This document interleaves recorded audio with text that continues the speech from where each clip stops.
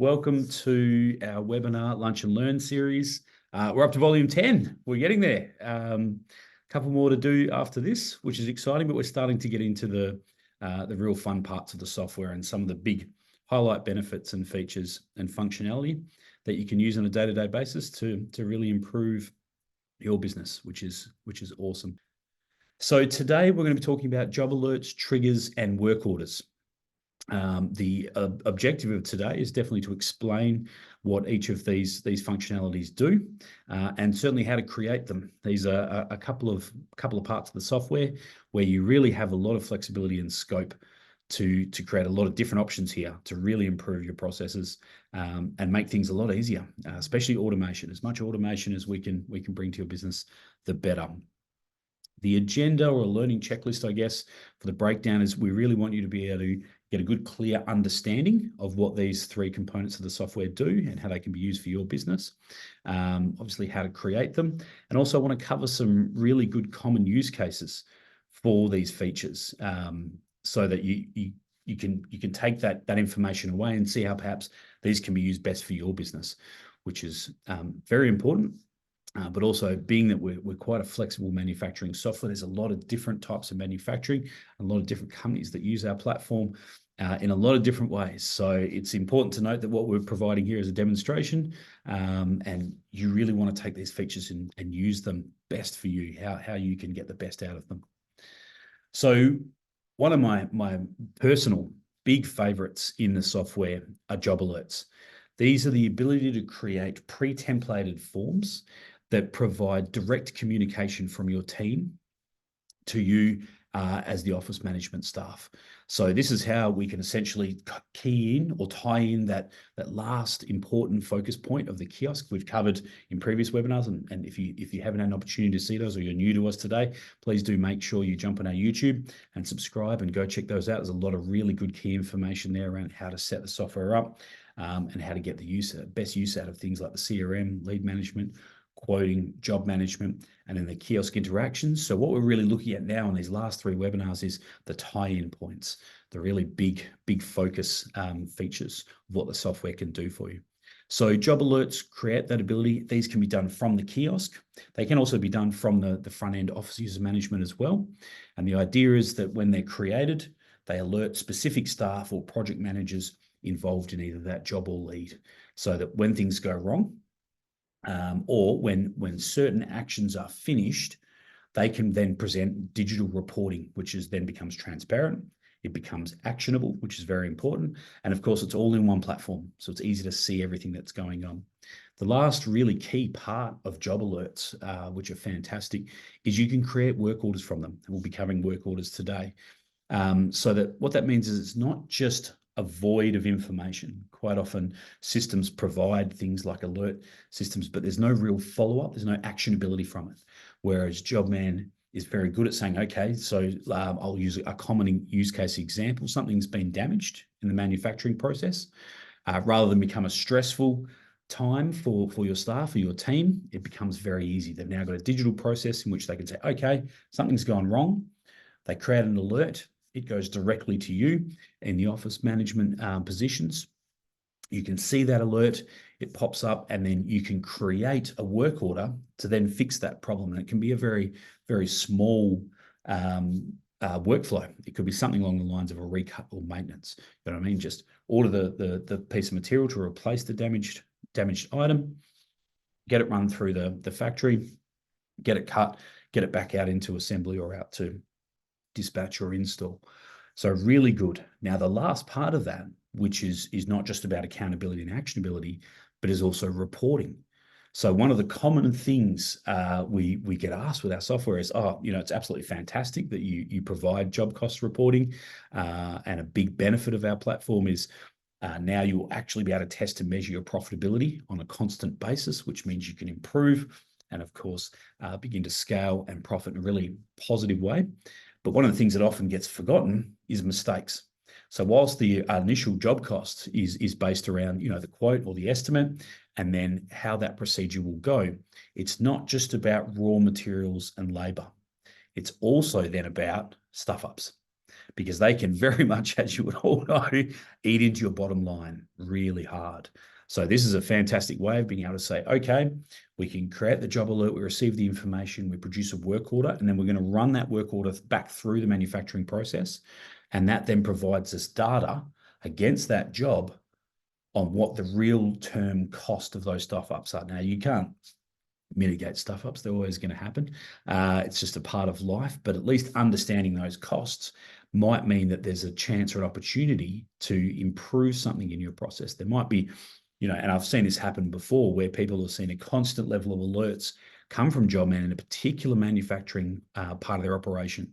And they've realized that with some modification or some improvement in processes, or even just sometimes moving some things around so there's less chance that things will be damaged in the process, or investing in some technology to mitigate the human handling side of things, which certainly is one of its primary benefits, is reducing those inefficiencies and those problems. And that has seen skyrocketing returns back to the company simply because they weren't aware there was even a problem in that area. And now Jobman can highlight that. So really big. The second thing we're going to be diving in today is triggers. Now, triggers are automations that can be used in your software as part of your workflow management. Awesome. Love triggers. Quite a common question we get when people look at the software platform is they're like, oh, look, we love the workflow management. It's really improved our processes, and we can see the return on investment here, 20-fold in both improvement and time savings. But it would be awesome if, and triggers are really that if, it would be awesome if part of the software. So triggers can be used and that they are linked to operations in your workflows. This can be leads, jobs, projects. And they can be utilized when operations are complete, or they're due, or they're going to be due, or they're overdue, which is awesome. So just a couple of common case examples, and we'll certainly dive into a few more as we're creating them. Things like as part of your lead management process, when the estimation is done and you are about to move forward into the job, there's normally a process there where you ask the client for a deposit. And that deposit invoice goes out so that you can start buying the materials and begin the job and then move into the manufacturing process. Quite often, the accounts people in your business don't necessarily operate in Jobman. Their position is handling your accounting software and managing your invoicing. And because of the unique handling properties of Jobman and the ability to save a lot of double handling by producing invoicing in the system and then pushing that out to your accounting platform, a lot of times there isn't really much need for them to be in the software. So whilst we have the power of agenda screens, which we've shown you to have your different operations go to different key areas, and you could have an agenda screen absolutely for accounts, and maybe you want to set them up as a kiosk mode just so they've got that constant flow of reminder there. One of the benefits of triggers is we can have a trigger fire when the quote is accepted. So that trigger then will go either as an email or a notification in the system to that person or that body or that members or that area. It could be project managers or a particular staff member, to let them know, hey, there's a task coming up to shoot the invoice out to the client so we get paid and roll forward. Absolutely fantastic. Other really good use cases of triggers are marketing. Marketing's a big one. A lot of companies like to build really nice template marketing as part of their company procedure. And rather than rely on a sales team having to go in every time a contact reaches out to you and says, hey, I'm interested in doing some business or manufacturing with you. And then they've got to go in, find an email. Maybe they've got one saved as a template, shoot it out to the client. It's got your typical background information around your company and a bit of exciting reasons why they want to work with you. Now you can set that up automatically. You can have it set up such that when an operation such as lead entered is triggered, it can shoot that email out directly to your clients and give them a precondition, bit of a spiel, which is awesome. There's a lot more use cases than that, but those are two of the most common ones I get. Critical operations being ticked off, and also when things are due or overdue. So if you have really important critical operations that need to be met, sometimes it's worth having a trigger that goes out to the project management team as a notification to say, hey, this operation is now running overdue. And because that operation is now running overdue, it means that further operations down the line are going to be pushed out. And that's a problem because that will affect our end critical dates. So a lot of use cases here. Best thing about them is they're really easy to set up. So we'll be covering those today. The third thing that I want to dive into is those work orders, those aforementioned work orders from the alerts. They're not just used for alerts. One of the primary use cases of work orders in Jobman is turning big jobs into little jobs. That sounds a bit simplistic, but really super, super powerful. The idea being that for a lot of companies, whether you manufacture in the commercial space or whether you simply take on large jobs and you like to break them down into smaller chunks so it's easier for the team to handle, or even if you do a lot of repetitive work, this one comes up a fair bit, where you might have, for example, a steel contract and you make a certain number of parts each month for a company or companies, and it sort of becomes like a repetitive flow in and amongst your custom work. One of the benefits of work orders is we can independently control them inside a job. So I've just got a very brief example here, but I'll show you a better example in the software where I've got one major job, which is the kitchen reno for Boom FM. Hopefully that's not a real thing. And then because it's such a big job, it's going to involve a couple of different levels. There's kitchens on 2 different levels. There's bathrooms for this commercial fit out space. I've actually broken it down into 3 different work orders so that they can be managed separately, and the whole process can be managed separately. We can purchase orders separately for them, then we can do the CNC production for them, and then we go into the manufacturing process of actually cutting and assembly and install, which gives us a far greater level of control. And you can also see there that I've created a maintenance work order. So that's a good example of something has gone wrong. We originally were just going to have 3 work orders linked to this parent job. And now we've had to go in and make some changes. So we'll create the 4th work order. So when we do our final job costing on this total job or project, we've got a really good understanding of what is being created and what those costs involved, which is good. There is a lot of use case for work orders in Jobman, and it's one of the things that I often feel gets let down in other platforms that people have shown us in the past. This is a really common day-to-day use case for a lot of businesses, this ability to break their projects down into more meaningful asset tracking. And of course, it means that your statuses then also become independent. So you can really get a much better view very easily in the software. You just bring this up on your job screen, see the work orders, break it down.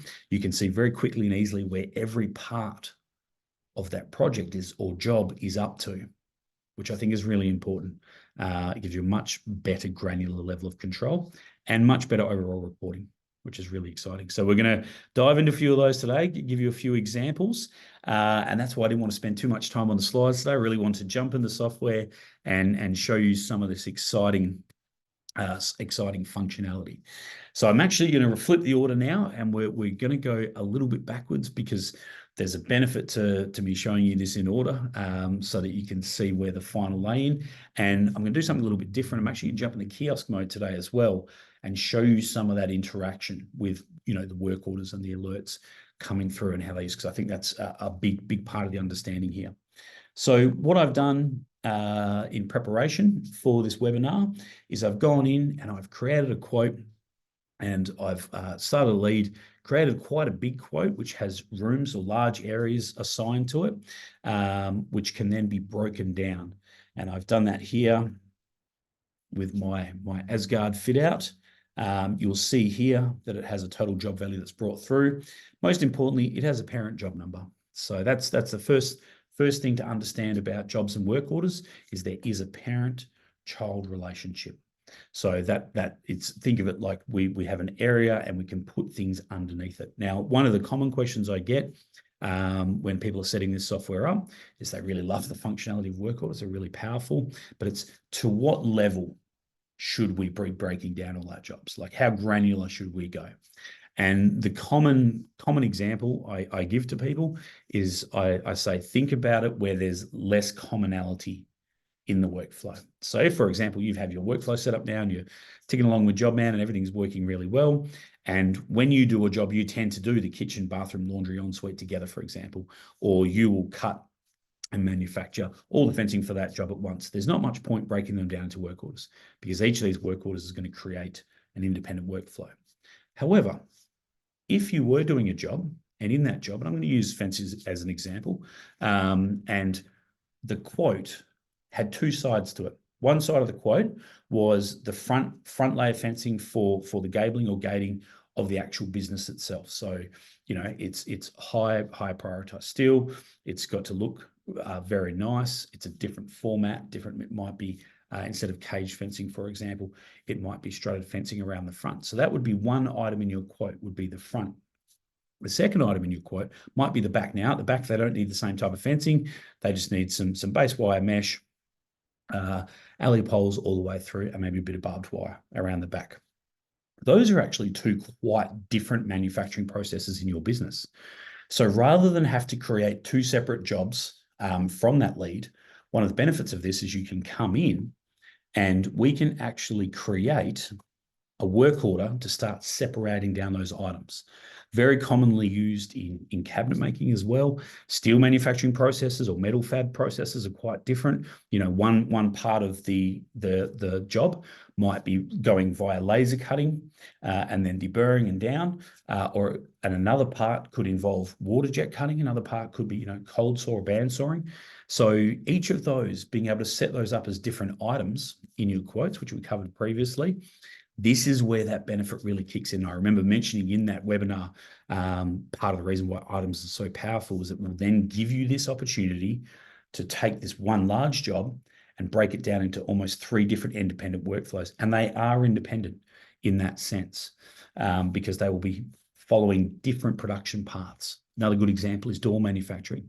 Whilst the process for door manufacturing is fairly consistent, dependent on the product or what it's being made out of, will actually depend on the order in which those processes are done. It's a different process to make what's called an MDF frame door to which it is to make an actual solid timber door. You wouldn't think so. They both involve cutting, they both involve framing, they both involve hardware locks and example. However, the actual order in which you do that process is quite different, especially when it comes to staining, cleaning, routing, edging, for example. So this is really important because when we create that job, we don't want to just create one workflow and say, oh, okay, I'm going to tackle this, because it's not going to make any sense. It might work for part of the job, but not all of the job. So this is a really, really good use case of work orders. So you can see here from my quote, it's pulled into my parent job, and I've got each of my items broken down. So I've got a kitchen, bathroom, laundry, ensuite. Now we're going to pretend and imagine in this instance, because most people would just cut a house together, that this is actually levels or apartments. And this is somewhere where work orders also work very well in the commercial space. So rather than just simply be a kitchen, I might have 10 kitchens here, 10 bathrooms, 10 laundry, 10 ensuites. Now, as a business practice, I will probably cut and manufacture all the kitchens together. It makes sense. They're all very similar. We're going to run those cabinets through, which means I can separate out these work orders very easily coming from these items. Now, it is important to note you don't have to have items in your quoting built in such a way as I'm showing you now to utilize work orders. You can just come into a job, create separate work orders, choose a different flow, and this will work just fine. But I wanted to show you the best layer case of automation, especially considering you spent the time building up the quoting, hopefully from our previous webinars. So one of the great things about work orders is I can separate down the items. Number 2, it can have different types from the parents. So this is that perfect example, and I'll use the doors again, where I can choose, I'll keep with the kitchen example. I can choose that this particular work order is for a residential client, so that impacts the type of operations that are going to come in. But also in this one, it might involve stone. But the rest of the work orders, so the bathroom, laundry, and ensuite are not. They're all going to be laminate tops. So that's one first benefit, is we can separate and have different types of operations coming into the workflows for each independent work order. The other great thing is these can be named independently. So when you're looking at your file storage management solution, for example, you can see very clearly, okay, this is going to be parent job 339. There's a work order inside it. It's automatically going to be processed to Jobman's independent numbering system, sort of with 339.1, 0.2, 0.3, 0.4, et cetera, et cetera. But then you can change the description so it becomes really clear for the whole team which part of the parent job they're working on. So in the fencing example, might be chain work order 0.1, chain fencing 0.2 might be the steel gabling. And we can even give it a different workflow. So this is how we can utilize things like maintenance workflows, for shortcut workflows, or even different manufacturing process orders, depending on the type of work you do, which is really powerful. So a couple of things you can set up in the background can provide a lot of automation. Now, it's not just that this is going to create an independent work order inside the job. There it is, 339.1. It's got a new description name. It's picked up all the information I've told it. But most importantly, what it's done is it's pulled out the resources from the parent job and now put them independently into this work order. So now when I'm looking, you'll remember from our task and workflow webinar, that each of these operations that pull in from the quote have times associated with them. So our system is smart enough, because we've quoted with the items, to look at those work orders and say, well, hey, the total cutting time of this job may have been 20 hours. However, as I separate it out independently into its items or work orders, it will automatically pull through the times relevant just to this area. Incredible. Really amazing automation for business. And the detail level of this then means thus that your reporting is going to be extremely granular. You're going to be able to break this job down and see the actual results inside each work order.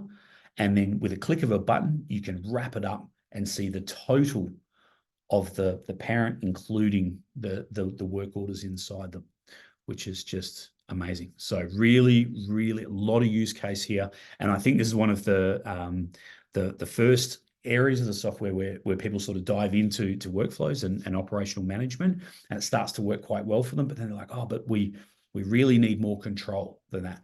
And this is it. This is really exciting stuff. So as before, these can be independently operated. They will have their own start and finish dates. You can use our intuitive capacity to help even out your dates. It's going to push times based on management and capacity. It's also filling my capacity, and also it's pushing these work orders now out, just like jobs, into my agenda screens.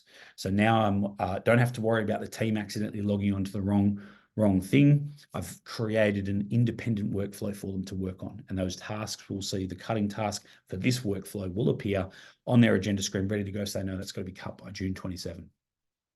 Really good, really good. Other than that, it functions essentially the same as any other job management role, in that you can, start task, complete task, pause task, measure time, and see all the relevant information. You also see here that it's also broken out the job specs. So going right back to the beginning when we, started our lead and we put in our job specs and we broke them down by item, which is just think anytime I use the word item, just think area. So, kitchen, bathroom, laundry, ensuite, or fencing, front, back, or gating or doors, veneer versus hardwood, painted, example, steel manufacturing, laser cut versus water cut. Those are your areas. The different types of manufacturing, or broken down by the area. So now the individual specs are available on this area, so that just the team that's working on this kitchen will just see the specs relevant to that kitchen. And same inside the kiosk mode, they will just be picking up the files and the drawings and that just for this area.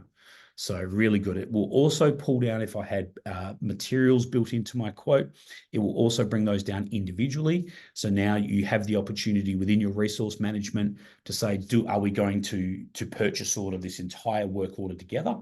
This entire job together, and then do it all in one batch order? Or, because this is quite a big project, and you can think about a scale of building, a building with 20 levels and multiple apartments in each. Most companies, rather than outlay, $2 or $3 million for the materials up front, want to be able to break it down and say, okay, well, we're going to be tackling in June level 1 and the 5 apartments. So I just want a purchase order on apartments 1 to 5, work order 1, bang. Level 2 will come in at July, apartments 1 to 5, bang. So a lot of opportunity here to really get that granular control. And then again, at the end of it, you will pick up your better job costing. So I will just quickly show you one other, I guess, part of the idea behind these work orders. And that is, for those of you who don't use this, I think it's a really useful part of the software. These things up the top here are called breadcrumbs, and they're basically a way you can quickly navigate through the platform without having to go back all the way back out to a screen and then come back and find where you're sort of up to. So one of the things now I can do is I can go directly back to the parent job. I can see here that my my job costing has been diminished because that's been moved into another work order. I still have my independent tasks and the hours left for the others. If I was to continue this process and make 2, 3, 4 as work orders, I can continue to break down those items.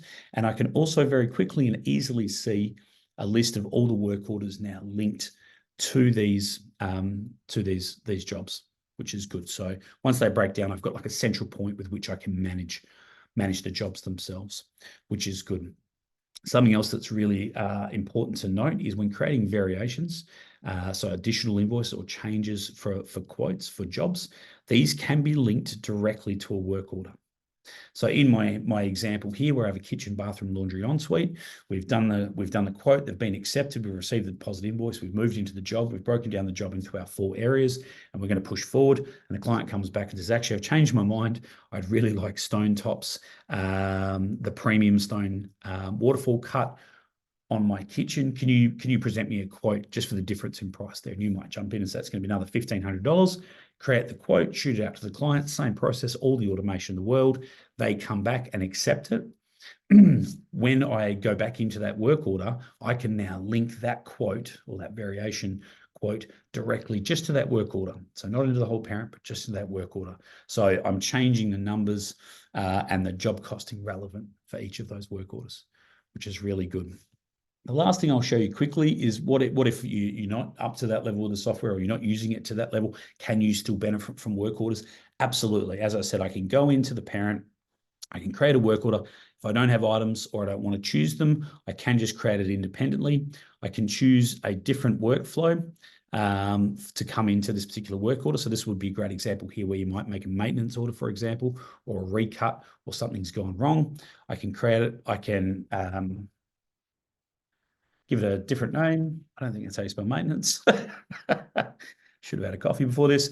But I can easily create that, and I can even change the type that this work order be. So I might even have, a lot of companies would have a maintenance order built into their system, just so they have a really easy way of doing it and a shortened, or what we call a smaller workflow coming into the work order, because they only really want to handle 3 or 4 operations. It's just get the materials, recut it, get it back out into the system.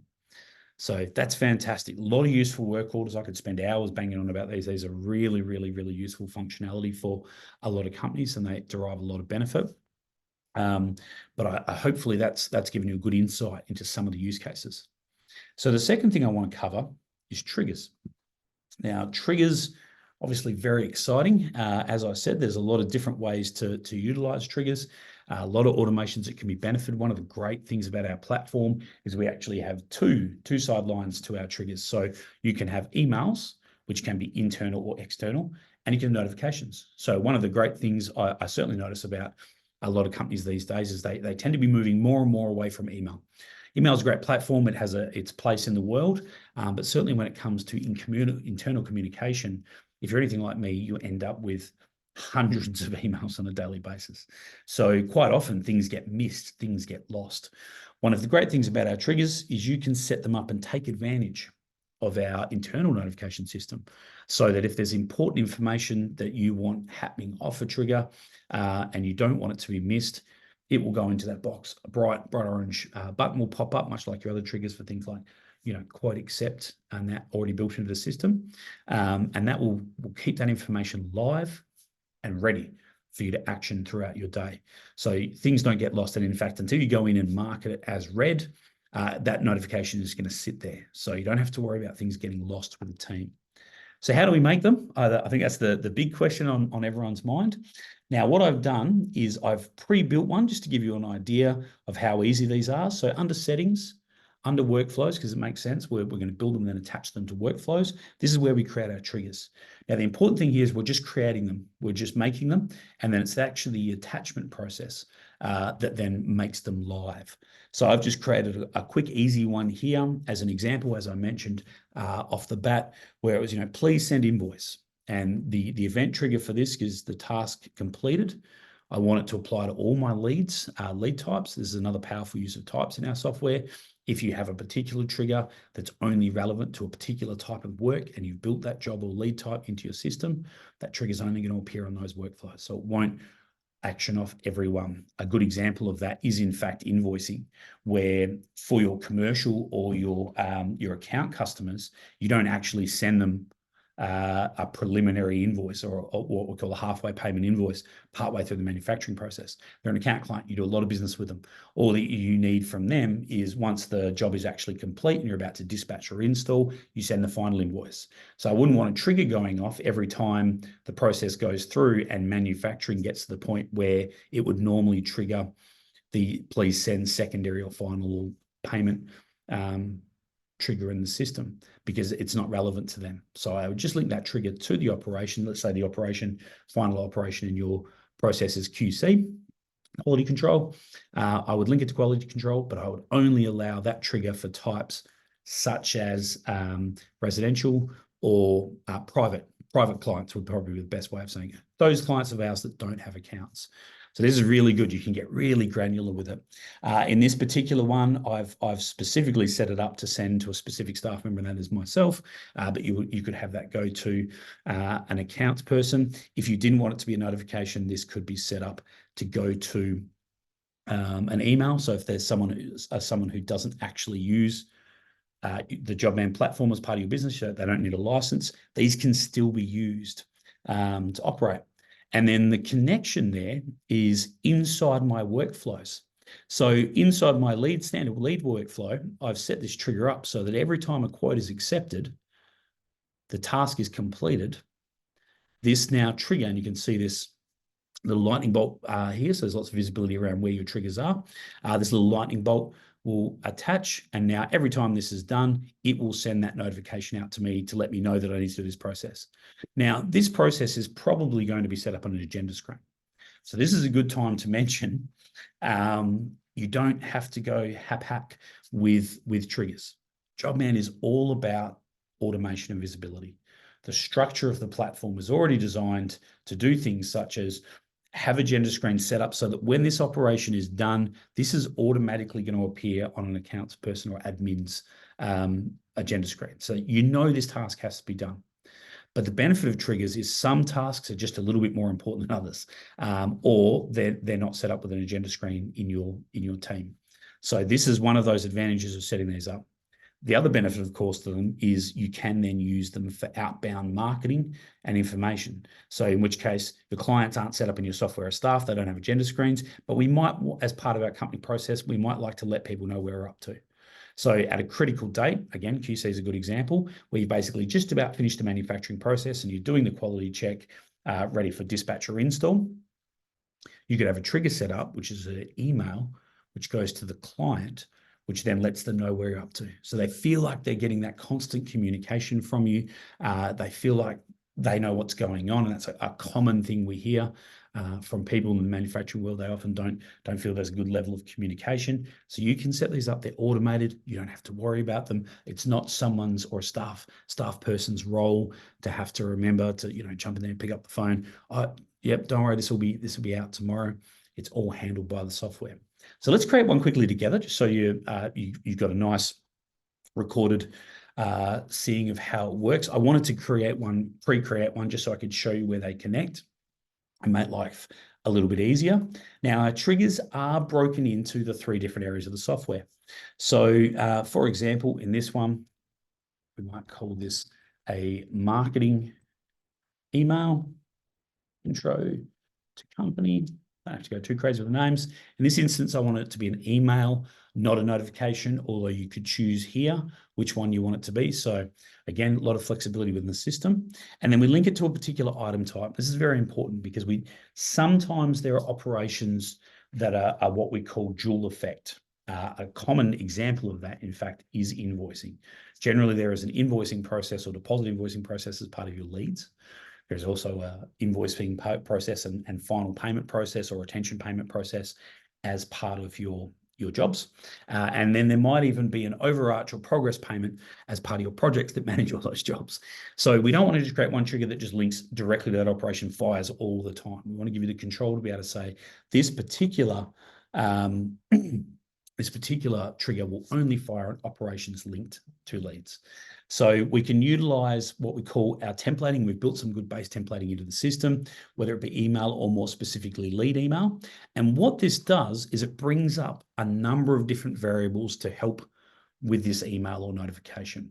And they then become very specific based on the area you've chosen. So for example, the subject, generally speaking, for a lot of these would be lead number. However, you might change that in this particular instance because it's not an internal trigger, it's an external trigger.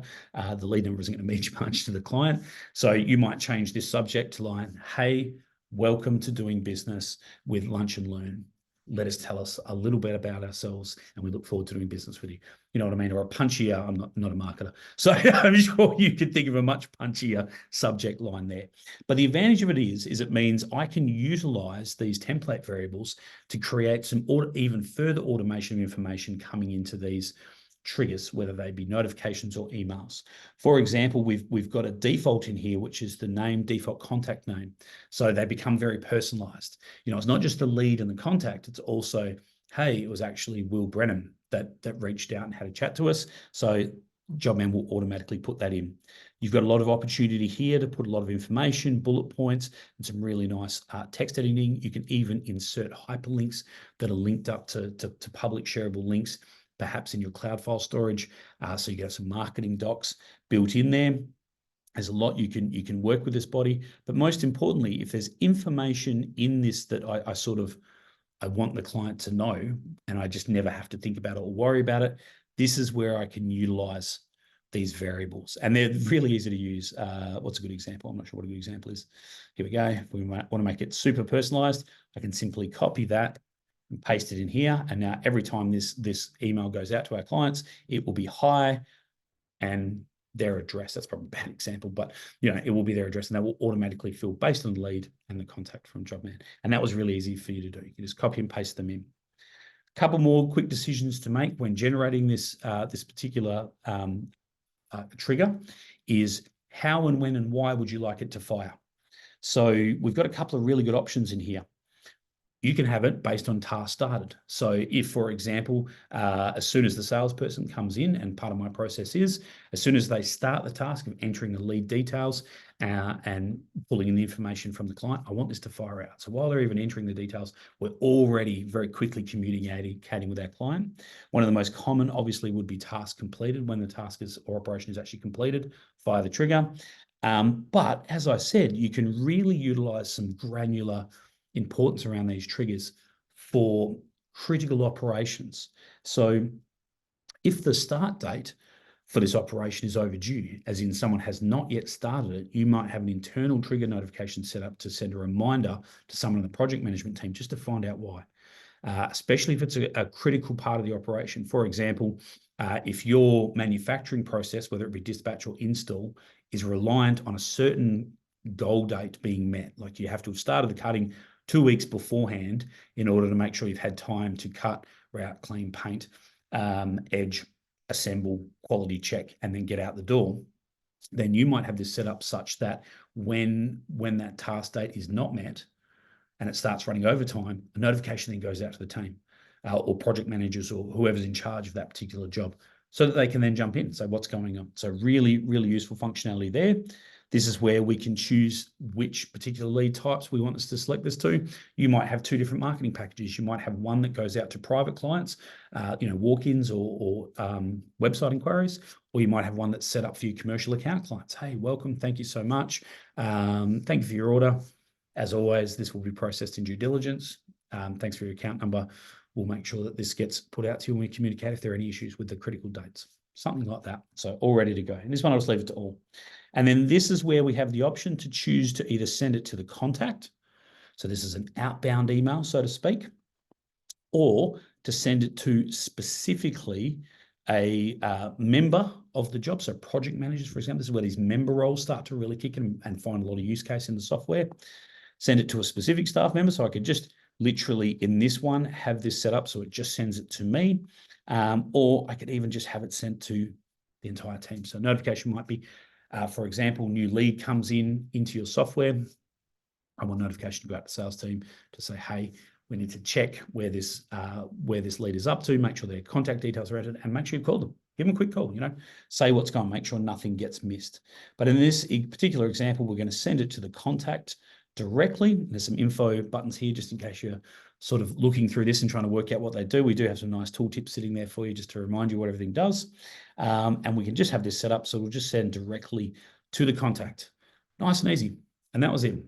You'll probably spend most of your time in here actually working out what the body's going to look like and getting it really good. Now that I've built that trigger, it's as easy as me now assigning it to the particular workflow or operation I want it to be assigned to. So in my standard lead flow, nice and easy, I want this one to go out as soon as the lead has been entered. Let's give them some information around our company.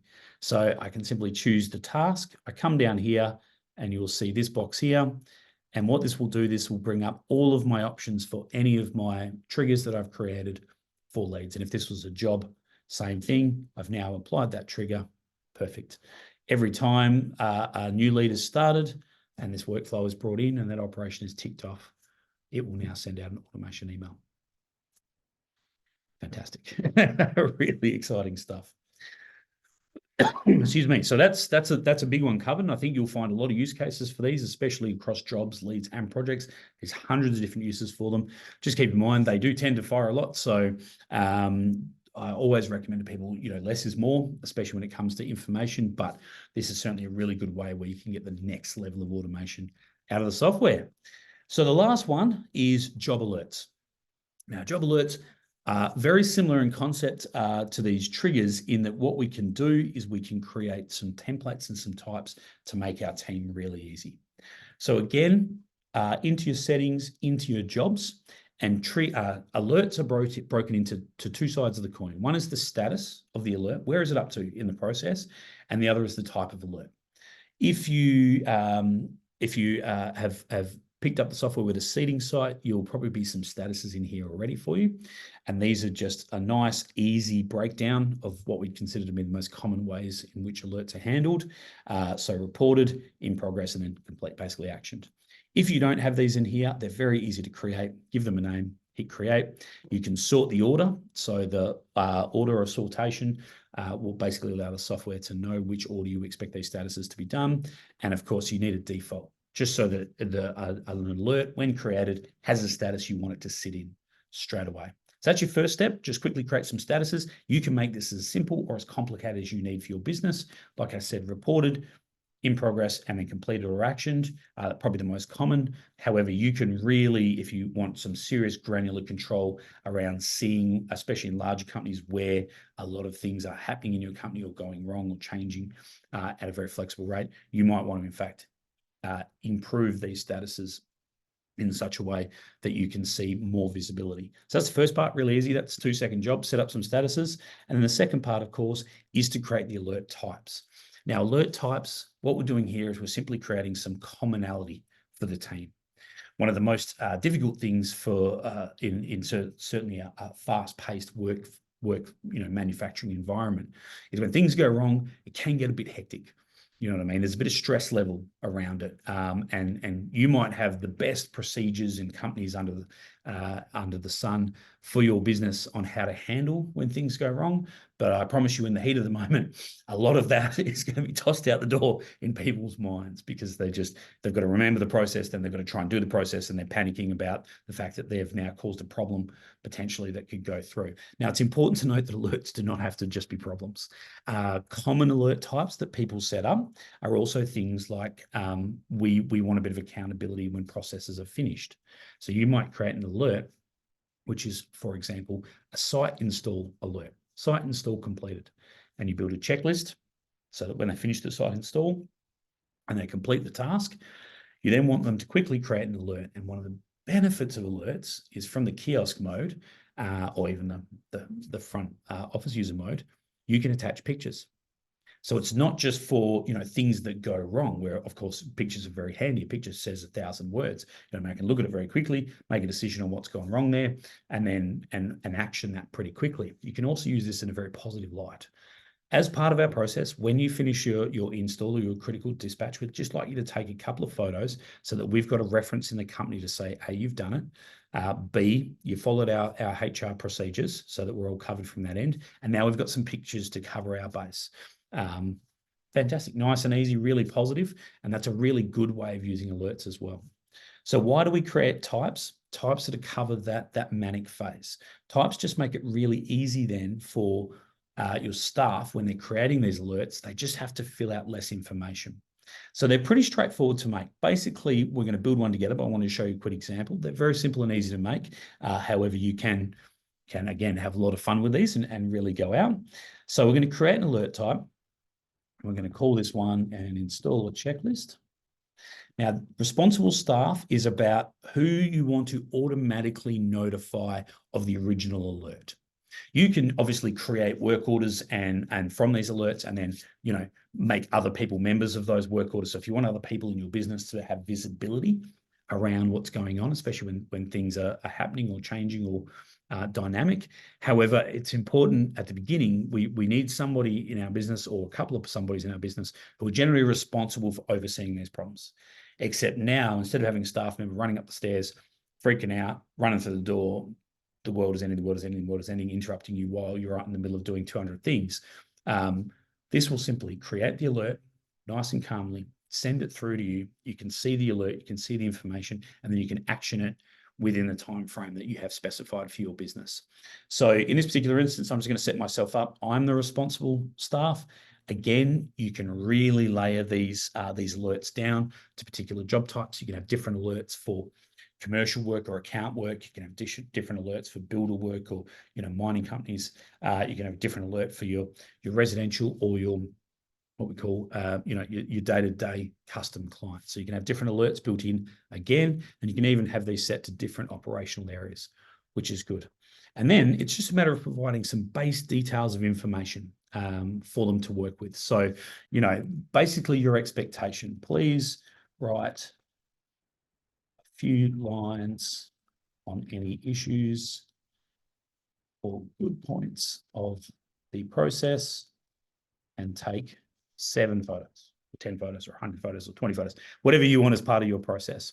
So then when we create this alert, basically we're just giving the user some control, some information around what you're chasing. You know, these can be commonly used in HR incidents as well. So you might have a company process whereby if someone hurts themselves, there's a couple of steps they need to take to be able to manage and utilize these. So just put those down quickly. So it becomes really easy. They just open up the alert. Okay, yep, cool. That's what I need to do. I'll do it, quickly fill it out, take some pictures, send it up, or just fill out this checklist. And we've got a couple of options here around building some lists to make life just a little bit prettier and easy and formatted. And again, we can even connect in a hyperlinked document. So if there's an important part of that process that you need utilized over and over again, store it in, you know, your cloud file, connect it up into your organization files, and then drop and drag that in here as a link so that we can reference out from the alert. So a lot of benefit here. So in this particular case, I'm just going to choose all basically of my job types will come through, and then hit create. And it's that easy.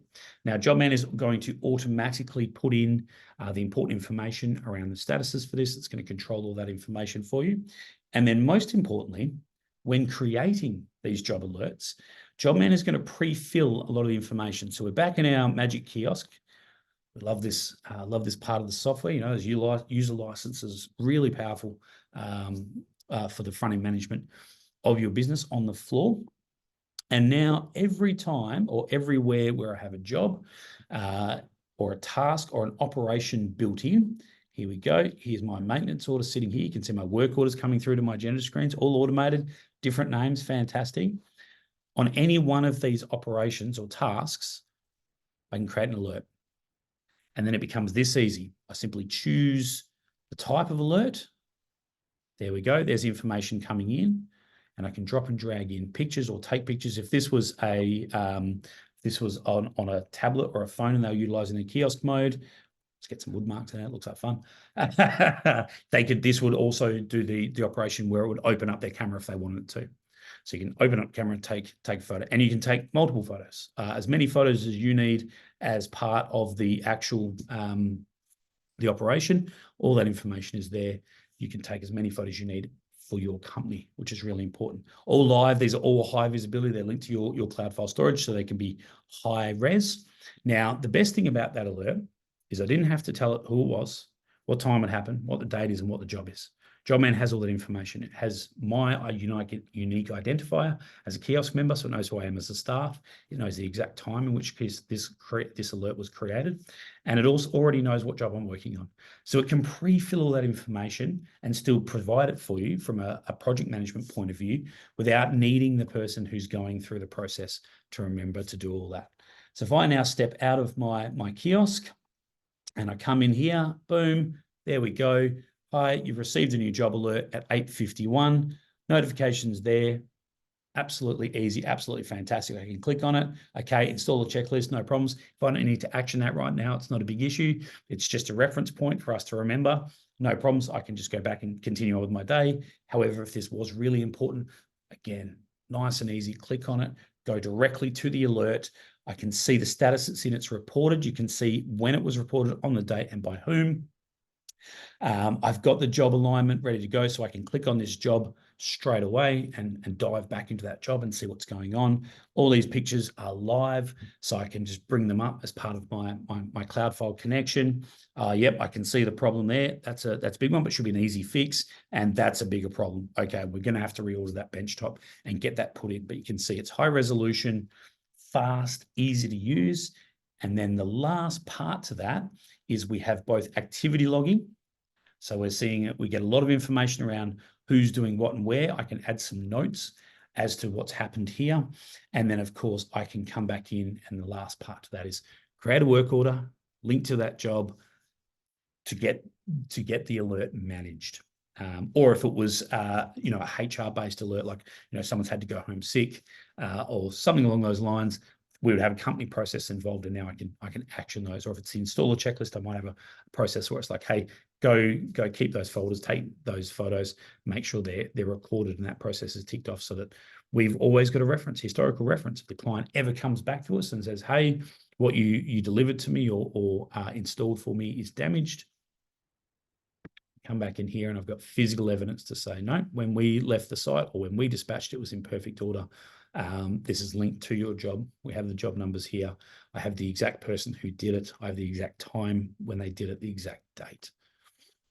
Really powerful stuff. Absolutely fantastic. So those are some of the common use cases of alerts. It's important to note, and I probably should have showed you that quickly before I exited, that from the kiosk mode as well, you can give permissions to particular kiosk staff to also see all job alerts. So if you have a factory 4 person or someone whose job is to keep on top of the team, whilst it's not their job to action alerts, that needs to come to the project management team, so things can be handled in a particular order and processed to make sure things get done and there's accountability. You can have that visibility with a particular person, and they can bring up those alerts and see them on the ground at ground level. You can also have a process whereby once something is reported, and then maybe your second process is in action or actioning, your kiosk mode members can change that status. So if you sort of kick the process back to them and say, hey, yep, okay, thank you for reporting it, but as part of our company now, it's up to you to now go source that material, get the recut done and put it through. They can then go through and they can update from the kiosk that status to say, hey, it's actually been completed, no problem. So at any point, I can come back in to the software, and you might have a process where once a week or once a day, or how often these problems sort of seem to occur, where you go through and you just quickly check where all these alerts are up. So just make sure everything's moving through and they're getting actioned and completed. And we've got that final follow-up part as part of that process. They can also add in more photos. So if things change, so let's say they damaged that top and then you ran it back through the process, you might have a process where you say, we want you to send us a final job alert just to let us know that has actually been complete. They take some new photos, they attach it to the job alert. Now, at any point, you've got the historic data to be able to come in here and say, oh, yep, cool. I can see both have updated the status to be completed, and they've put some new photos in here, which I now know means that they've completed the job, and I've got a reference for our clients. Okay, good morning. Can an email trigger, such as the lead marketing email, be sent to a customer and a team member? Absolutely. So one of the good benefits you would have noticed on that creation of those, actually, let's not even just say about it. Let's show you inside those triggers when we're creating them. There is the opportunity to multi-select. So where's one of my beautiful triggers we've got set up here? So our marketing intro to company email. Let's just hit update here. So I can modify and change. So I can also then turn around and say, yep, we want to send it to the contact, but I also want to send a copy to the salesperson as well, just so that every time that goes out to a customer, they've got an opportunity to continuously review that information that's going out and make sure that it's relevant for our business. And if any improvements and changes can be made, absolutely. That's a really good authenticity way of doing it. And it also means you can then split them out. Now, the only thing the system can't handle is you can't send a notification and an email. So it's either got to be the email, which can be our external or internal or both, or a notification, which will only ever be internal. But no, great question. Thanks, Jess. Work orders. We may want to use work orders to break the job down for production, but we may want to invoice the client at certain stages, which may cover multiple work orders. Would we generate the invoice at the parent job level? How does this impact reporting on job costs and work in progress? Fantastic question. Thank you, Felicity. This is actually a process I did recently with a company who does a lot of account work and a lot of commercial grade work. And they sort of said to me, well, we've built our production job management workflow, but we sort of think that for our company, work orders make the most amount of sense. On a day-to-day basis, we are going to be breaking down our production consistently. It's never going to be a singular job. And I said, not a problem. In which case, let's use the parent-child relationship of jobs and work orders as more like a project management tool. So what I helped them do was I helped them build a parent workflow, and I called that workflow, or the job type, I guess, is the overarching job or the parent job, literally called that in their software. So every time they start a job, they start that workflow. Now, in that workflow, there was only 4 or 5 milestones. It was simply job setup, create work orders, and then it was review process, just to make sure that they had a process in place where they could see where production was so they could then communicate with clients. And then the third process was work orders complete, send final invoicing, which was awesome. And then, of course, job final closed. So it's just a four-part workflow. So every time they create a job, they just choose that workflow. Lots of automation. Then, once they've created the job, the very first step in the job is they go through and they then create the 10 or 11 or 12 work orders that were relevant for each of their production steps. And on each of those work orders, they could choose the independent workflow. So that's where they actually chose the manufacturing workflows and popped those in. And what we did was we removed any accounting information relevant to that workflow, so that no part of that process was double handling and then sending back to the accounts team and saying, hey, we need an invoice for this job and this job and this job. It was simply removed. So it was just the manufacturing process. Then to tie the whole process together, where instead of dispatch and then install for them on each of the work orders, they had a process which was called work order closed. And that had a trigger attached to it, which went back to the project management team to say, hey, this work order is complete. So in a matter of seconds, that notification would come through, and then a project manager could jump in and say, okay, I can see here now very quickly that 6 of the work orders are complete. We're not yet fully finished, so we're not yet ready to create the finality. But at least once they were done, it would go back and tell them. And that they discovered was a far better way of utilizing work management workflows. Rather than just having an overarching manufacturing flow and breaking it down, they could really get the best out of the software using work orders and that parent job relationship. And then the final step to that, of course, was they could then take multiple jobs which had a lot of work orders inside them and connect them to one overarching project, and then use a singular project workflow to then manage the very high level progress points for then all those jobs tied in together. So obviously that's taking it to that next level where you might be doing mass commercial production for one company, but across a lot of things. But yeah, absolutely, you can really use the parent work order relationship to create some really granular control in the software. Great question, thank you. Can you attach any file format to an alert, or just limited to JPEG? No, you can attach any file, Cal. Great question. In alerts, so one of the common things we get people do is they're out on site, and they say, hey, I've just got a contractor to pick up PDF that's been given to me by the HR manager here. So I need to just quickly upload that against the job so that we've got a record in our system. Yep, you can drop and drag in files. I think on phones, the way it works is when you click on the, I know the way it works, is when you click on that box, generally speaking, if it's an iPhone, it will actually give you the three options. Do you want to access your camera? Do you want to access your photo library? Or do you want to access your files? And that's where you can drop and drag files. And same with the office management role as well. Same thing again. I added in photos there, but I could easily have come in and dropped and dragged in some other files as part of that alert.